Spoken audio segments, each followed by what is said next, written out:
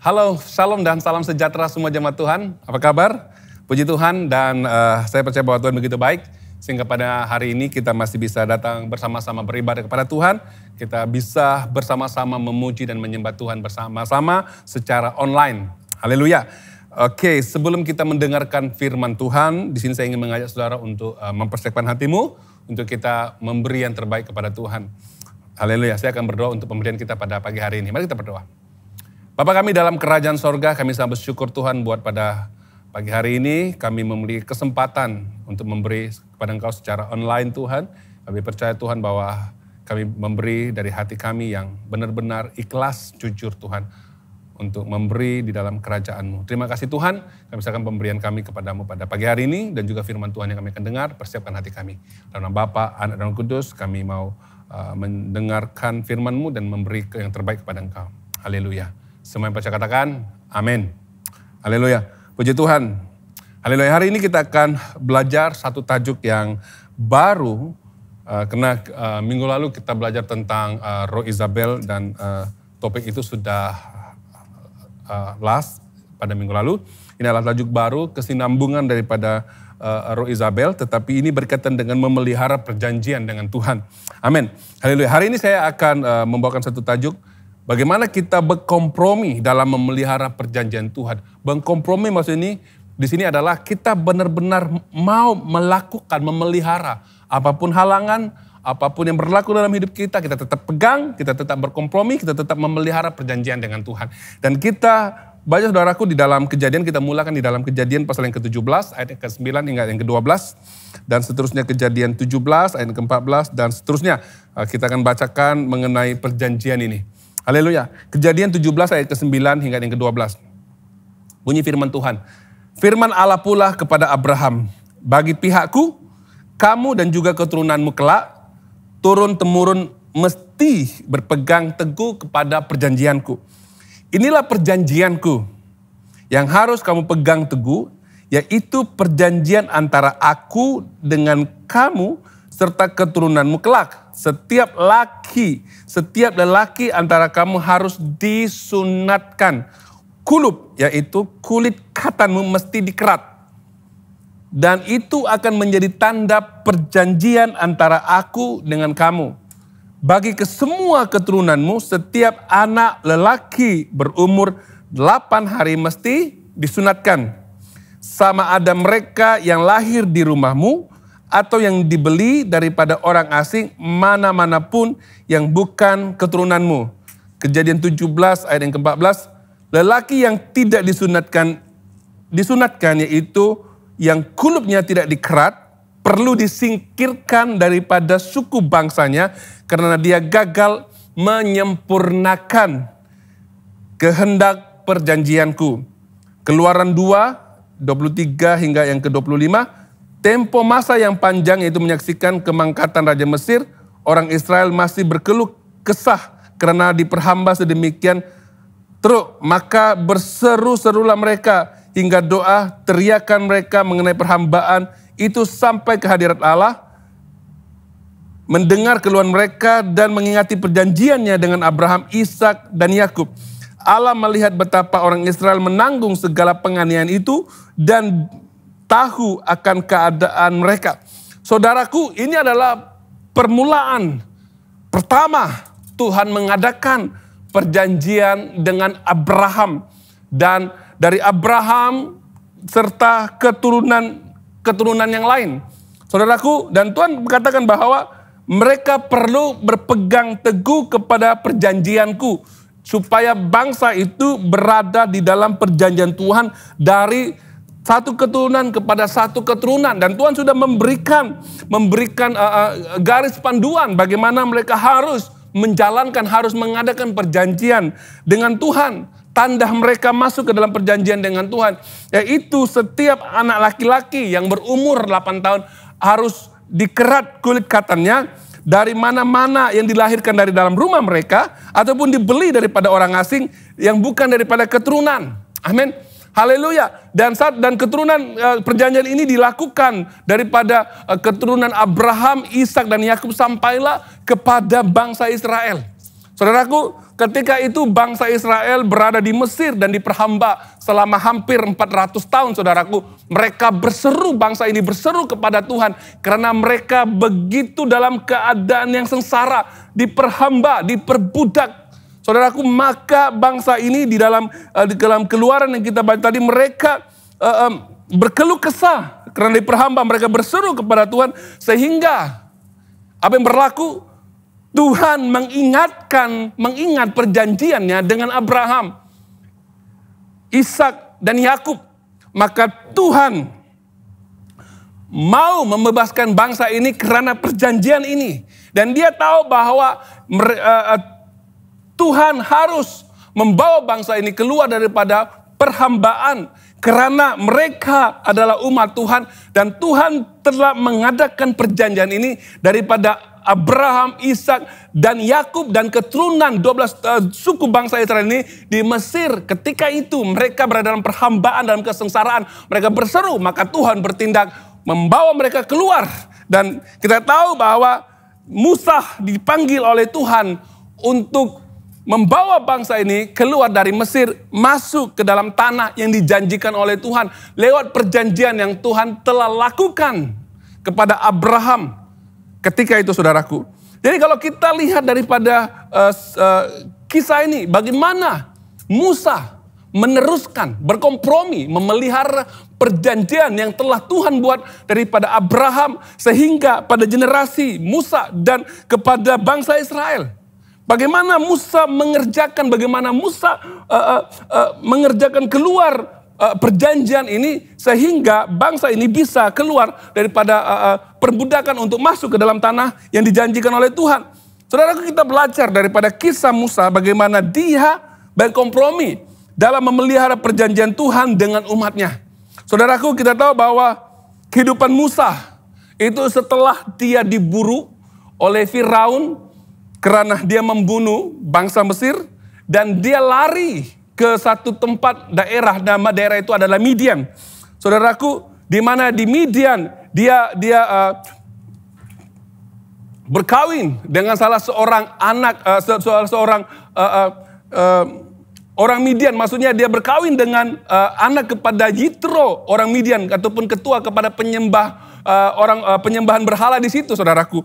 Jadi kalau kita lihat cerita ini bahwa bagaimana Musa melalui perjalanan hidupnya, lalu dia kembali ke Mesir untuk membawa bangsa Israel ini supaya perjanjian Tuhan itu benar-benar digenapi dalam bangsa ini. Kita baca, saudaraku, di dalam Keluaran pasal yang kedua, ayat yang ke-16 hingga yang ke-17. Ini kisah tentang Musa setelah lari daripada Firaun, setelah lari daripada buruan Firaun pada waktu itu. Keluaran 2, 16 hingga 17. Di Midian ada seorang imam yang mempunyai 7 orang anak perempuan.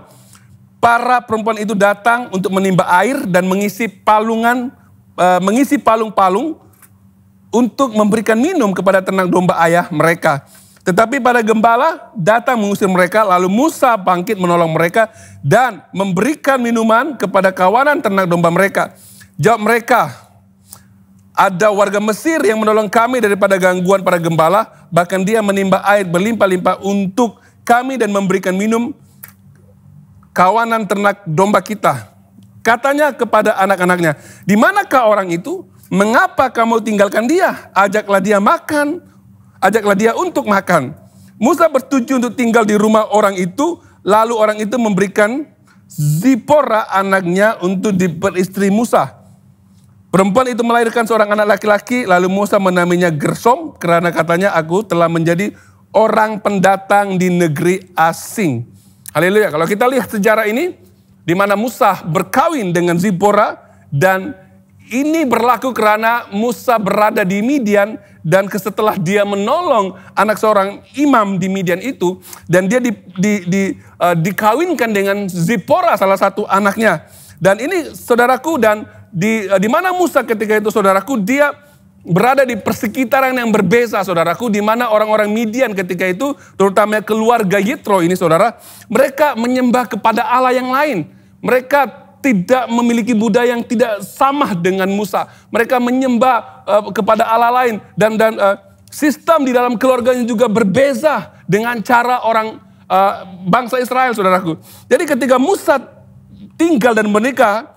Dan kita tahu bahwa kepercayaan dan tradisi ini merupakan satu perbezaan kepercayaan yang sama sekali berbeda dengan apa yang Musa percaya.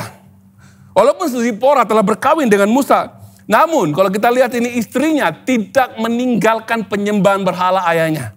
Saudaraku, setelah hampir 40 tahun, kalau kita lihat di sini, setelah 40 tahun Musa bekerja ataupun mengembalakan kambing domba mertuanya Yitro, dia berada di bawah otoritas Yitro. Musa dalam keadaan pasif dan dia dia lari daripada panggilannya sebelum ini untuk membebaskan bangsa Israel.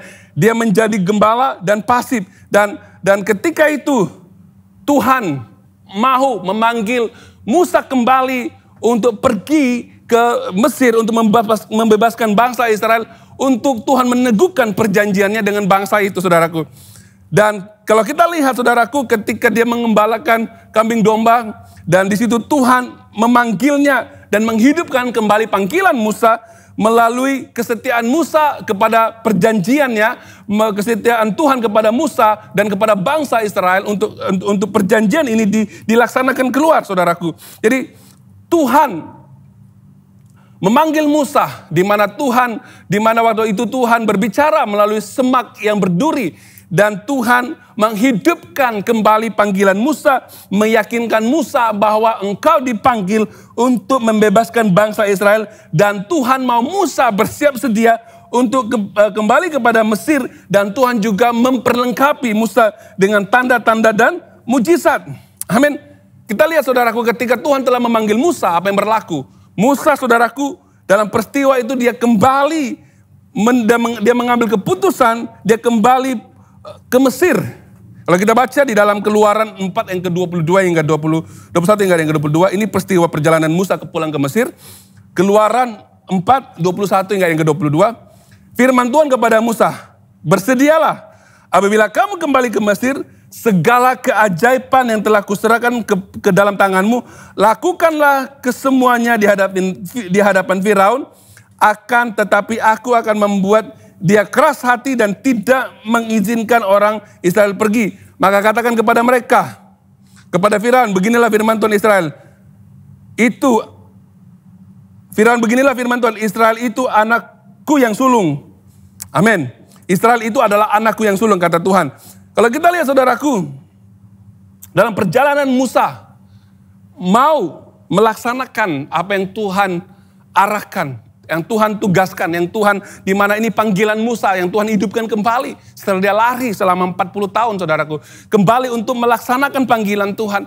Di dalam perjalanannya untuk mau membawa bangsa Israel keluar daripada Mesir, daripada perbudakan, di mana Tuhan mau, karena Tuhan mengingatkan perjanjiannya dengan bangsa itu, maka Tuhan mengutus Musa untuk membawa bangsa itu keluar. Jadi dalam perjalanan Musa dari Midian menuju ke Mesir ketika itu, saudaraku, kalau kita lihat, Tuhan marah kepada Musa dalam pertengahan perjalanan. Kenapa, saudaraku? Karena Musa sendiri tidak memperhatikan perjanjian itu di dalam kehidupannya secara pribadi, di dalam anak-anaknya, saudaraku. Karena Tuhan mengatakan bahwa setiap orang yang lahir dari rumahmu, setiap bangsa itu harus dikerat kulit, katanya, untuk mendandakan perjanjian dengan Tuhan. Oleh karena Musa berkawin dengan istrinya Zipora, dan Zipora punya budaya yang tersendiri dan cara penyunatan sendiri, dia memiliki culture sendiri, tidak sama dengan bangsa Yahudi. Maka ketika mereka pergi ke Mesir, dan Musa membawa istri dan anak-anaknya, saudaraku. Dan pada waktu itu Musa masih belum menyunatkan anak-anaknya. Maka dalam perjalanan pada waktu itu Tuhan hampir membunuh Musa.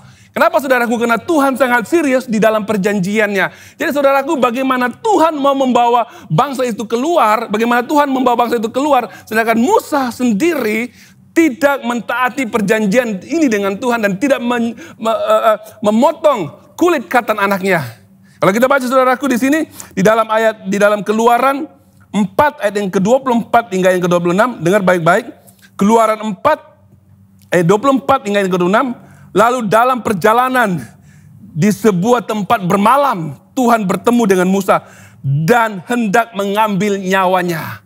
Saudaraku, tetapi Zipora mengambil pisau batu lalu mengkatakan kulup anaknya. Setelah itu dia menyentuh kulup itu pada kaki Musa sambil berkata, sesungguhnya kamu pengantin darah bagiku. Maka Tuhan tidak mengapa-apakan anak itu pada waktu itulah.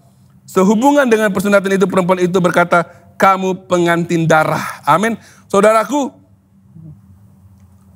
Musa hampir dibunuh. Karena Musa tidak menyunatkan anaknya. Saudaraku, kalau mengikut budaya Zipora ataupun budaya di Midian ketika itu, seorang laki-laki itu hanya disunatkan ketika mau bernikah. Tetapi bagi Tuhan, bagi bangsa Israel, anak mereka harus disunatkan pada umur 8 hari. Untuk menandakan mengikat perjanjian kepada generasi ataupun kepada keturunan Abraham. Saudara yang seiman dalam Tuhan, bagaimana dia bisa membebaskan bangsa Israel masuk ke dalam tanah perjanjian, di mana Tuhan mengikatkan perjanjian dengan bangsa itu, kalau sendiri Musa tidak melihat ataupun tidak memelihara perjanjian Tuhan di dalam keluarganya. Saudaraku yang seiman dalam Tuhan, ini sangat penting. Perjanjian Tuhan itu harus dilakukan, bukan saja kita secara pribadi, tetapi kita perlu melihat di dalam keluarga kita. Adakah keluarga kita sudah hidup di dalam perjanjian dengan Tuhan? Saudaraku, kalau kita lihat di sini, saudaraku, Zipora tahu dengan pasti alasan mengapa Tuhan ingin membunuh Musa. Mengapa ini terjadi? Maka itu, saudaraku, Zipora tahu bahwa Tuhan marah karena Musa tidak memotong kulit katan anaknya. Dan ketika itulah Zipora dengan cepat, dan dia tahu bahwa Tuhan mau membunuh Musa, mengambil nyawa Musa, dengan cepat memotong kulit katan anaknya, lalu redahlah kemarahan Tuhan. Haleluya. Ini dia sangat penting, saudaraku. Oleh karena Zipora itu bukan daripada bangsa Yahudi dan memiliki budaya penyembahan yang berbeza dan cara penyunatan setiap laki-laki juga berbeza. Ini menghalangi Musa masuk ke dalam perjanjian dengan Tuhan, menghalangi panggilan Tuhan dalam hidupnya. Syukur saudaraku, ketika itu Zipora cepat memotong kulit katan anaknya, dan Zipora tahu bahwa dia perlu memotong kulit katan anaknya supaya Musa tetap berada dalam perjanjian dengan Tuhan dan anaknya juga masuk ke dalam perjanjian dengan Tuhan. Saudaraku yang seiman dalam Tuhan, mungkin Musa pernah katakan kepada Zipora, tetapi Zipora menolaknya. Mungkin Musa pernah mengatakan bahwa anak ini perlu disunat, tetapi Zipora menolak. Jadi saudaraku, inilah masalah ketika kita di dalam keluarga yang memiliki kepercayaan yang berbeza. Ini menghalangi perjanjian Tuhan itu diteruskan dari satu generasi kepada satu generasi. Maka Tuhan pernah melarang kepada bangsa Israel, ketika engkau masuk ke dalam tanah perjanjian, engkau harus kawin dengan orang-orang yang sebangsamu. Jangan kawin dengan wanita asing, karena penyembahan itu akan masuk ke dalam keluargamu. Karena Tuhan tahu, saudaraku, ketika penyembahan itu masuk ke dalam keluarga bangsa itu, maka perjanjian Tuhan itu akan stop kepada generasi yang seterusnya dan akan menghancurkan bangsa itu. Saudaraku, makanya Musa mengalami hal namanya pertikaian dan perpisahan, saudaraku. Maka Musa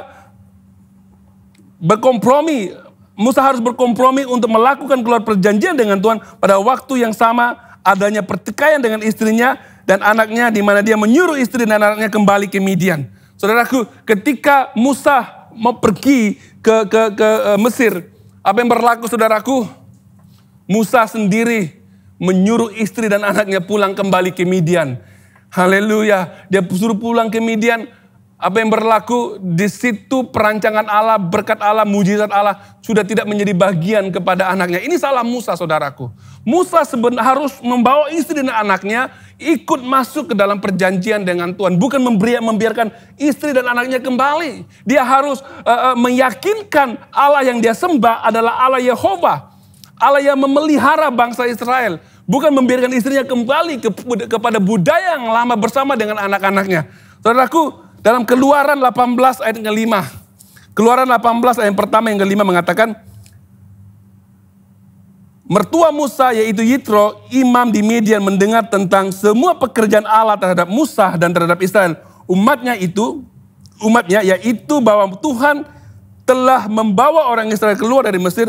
Kemudian Yitro, mertua Musa itu membuat Zipora istri yang sebelum itu disuruh Musa pulang beserta 2 orang anak laki-laki, Zipora anak yang seorang bernama Gersom, karena kata Musa, aku telah menjadi pendatang di negeri asing, dan seorang lagi bernama Eliezer, katanya Allah ayahku ialah penolongku, dia telah menyelamatkan aku daripada Firaun. Akhirnya sampailah Yitro mertua Musa berserta anak-anak dan istri Musa di gurun tempat Musa berkemah dekat gunung Allah itu.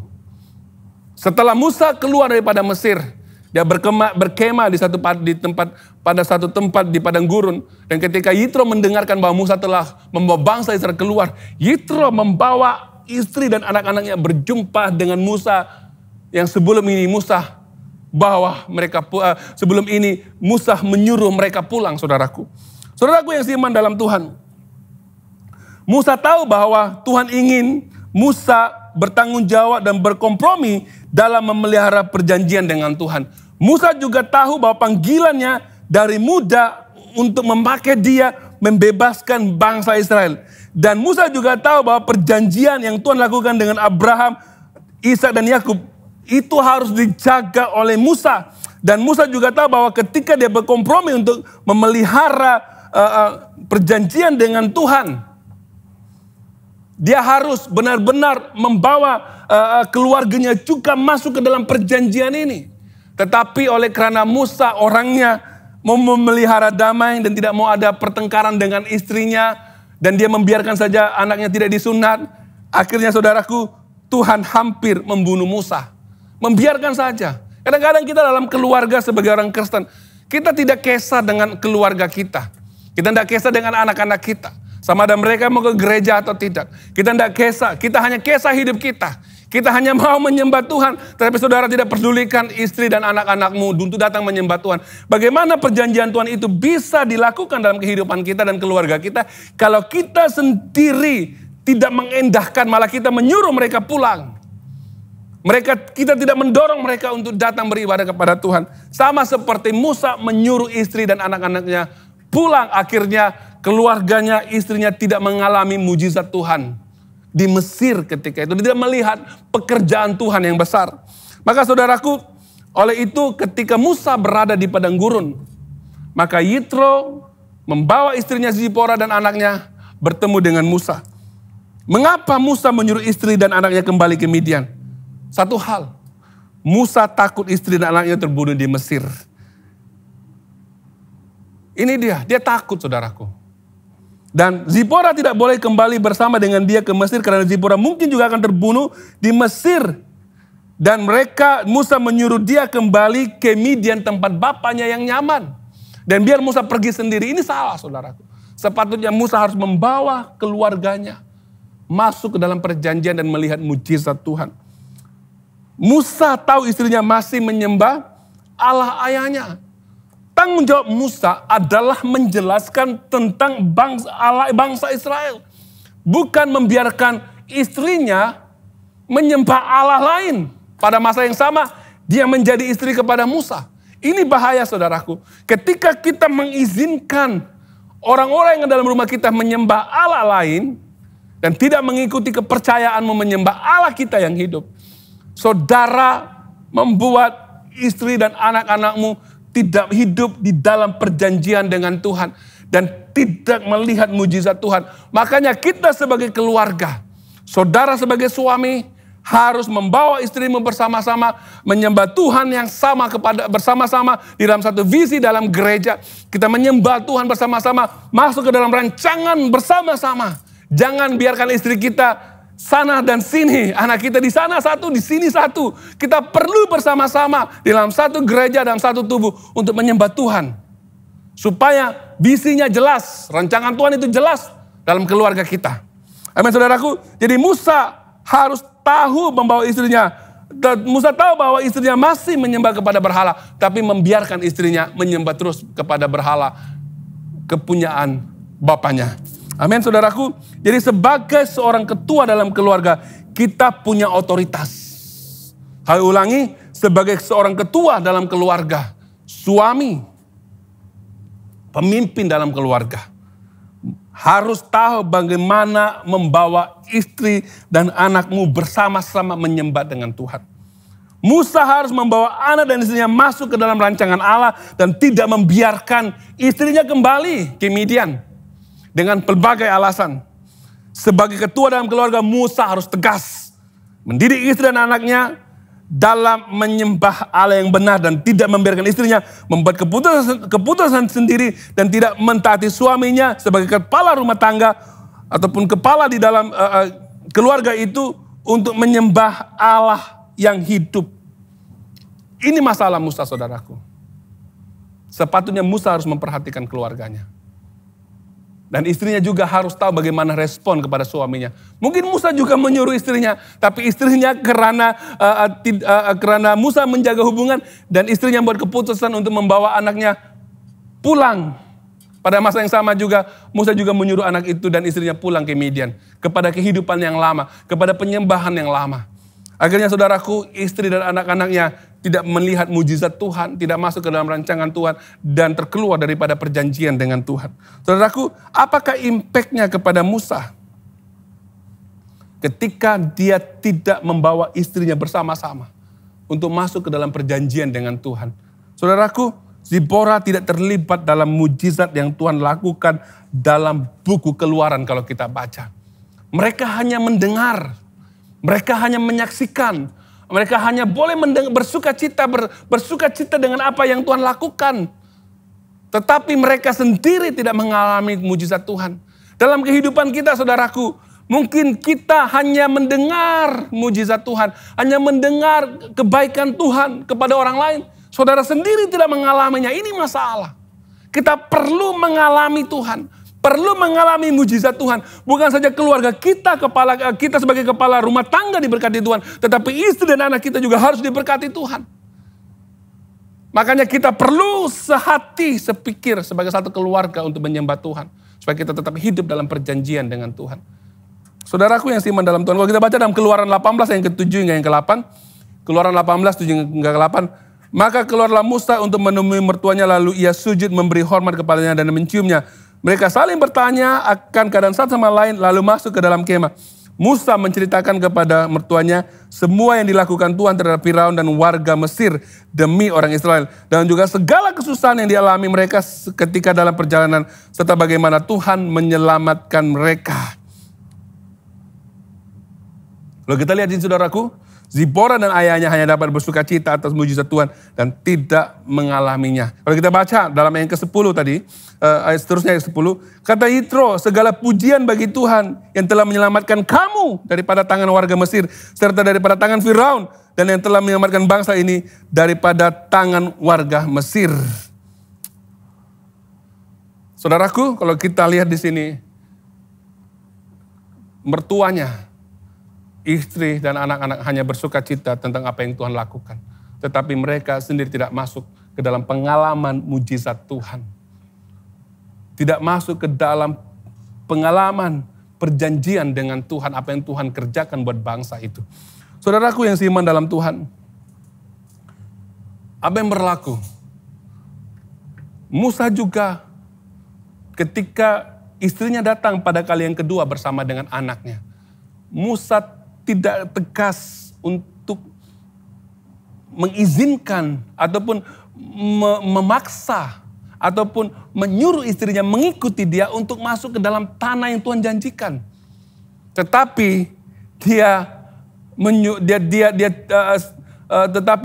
dia mengizinkan istrinya kembali kepada kehidupan lama. Makanya saudaraku, dalam cerita Musa seterusnya, kita tidak lagi mendengar nama istri dan anaknya. Saudaraku, karena mereka tidak masuk ke dalam apa yang Tuhan rancangkan buat bangsa Israel.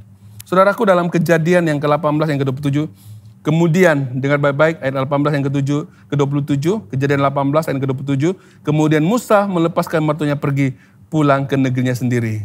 Walaupun Zipora dipanggil untuk berkongsi warisan di dalam perjanjian yang Tuhan berikan kepada Musa, tetapi dia juga menolak untuk mau mengikuti Musa. Dia kembali kepada kehidupan yang lama. Saudaraku yang seiman dalam Tuhan, ketika saudara sebagai ketua di dalam keluarga, kita perlu berkompromi untuk memelihara perjanjian Tuhan. Jangan untuk kita sendiri, tetapi untuk generasi kita yang akan datang. Supaya bukan saudara yang sendiri yang hanya mengalami perjanjian dengan Tuhan, tetapi keluarga dan anak-anakmu juga. Ini sangat penting untuk generasi kita yang akan datang. Ketika Tuhan mengikat perjanjian dalam hidupmu, bawalah keluargamu bersama menyembah Tuhan. Bersama-sama beribadah. Supaya kita bisa masuk ke dalam mujizat Tuhan bersama-sama. Berkat Tuhan bersama-sama. Mendengarkan firman Tuhan yang luar biasa bersama-sama. Sehingga kita bisa bertumbuh bersama-sama sebagai satu keluarga. Saudaraku, dengan itu kita perlu menjaga perjanjian dengan Tuhan. Dan kita harus melibatkan istri dan anak-anak kita. Sebagai ketua dalam rumah tangga, saudaraku, saudara harus mengajar, mendidik generasi istrimu, anak-anakmu, dan seterusnya untuk memegang atau hidup dalam perjanjian dengan Tuhan. Sangat penting saudaraku hari ini, pengajaran ini untuk mengajak saudara membawa anak dan istrimu menyembah Tuhan bersama-sama. Jangan membiarkan mereka melakukan dan membuat keputusan sendiri. Saudara harus bertanggung jawab untuk anak-anakmu mengalami mujizat Tuhan, mengalami rancangan Tuhan, bertumbuh dalam imannya sebagai orang-orang yang dipanggil oleh Tuhan dan masuk ke dalam perjanjian dengan Tuhan. Mari kita berdoa. Terima kasih Tuhan, kami sangat bersyukur pada pagi hari ini Engkau mengajar kami Tuhan betapa pentingnya kami berkompromi untuk memelihara perjanjian dengan Tuhan. Engkau juga mau Tuhan kami, tidak hanya kami sendiri yang memelihara perjanjian Tuhan antara kami dengan Tuhan. Tetapi kami juga harus melibatkan anak dan istri kami Tuhan.